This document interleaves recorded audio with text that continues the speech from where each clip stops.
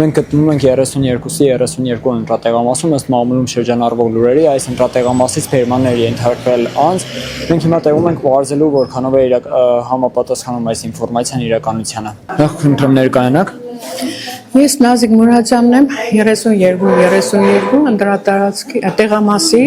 նախագահը։ Շատ լավ, խոսենք քանի մարդ այստեղ ընտրելու իրավունք ուներ, քանիսն գրանցված ու մինչև այս պահը քանի մարդ է եկել։ Ընտրողների քանակը ըստ ցուցակի 1723 է, մինչև այս պահը 701։ Եվ նաև մամուլում շրջանառվող նորություններ կային, որ այստեղից անձ է բերման ենթարկվել, դա համապատասխանում է իրականությանը, թե ոչ։ Ոչ, նման բան չկա։ Ոչ մի անձ այստեղից բերման չի ենթարկվել։ Մեկ անձ ունեցել ենք պրոբացիայով եկել է ոստիկանների ուղեկցությամբ, քանի որ նա գտնվում էր տնային կալանքի մեջ, ընտրել է արդահերթ եւ դուրս է եկել։ Խախտումներ, բախումներ այստեղ եղել են, կուտակումներ։ Կուտակումներ չեն եղել, կուտակումներ, ասենք 14-5 հոգի էին արդեն, մենք կանխել ենք, ոստիկաններին խնդրել ենք, ներս չեն թողել եւ այդպես կարգավորել ենք ընթացքը։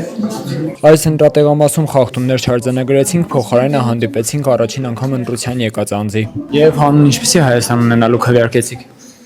Ազատ եւ խաղաղ նորմալ հայրենիք ունենալու համար։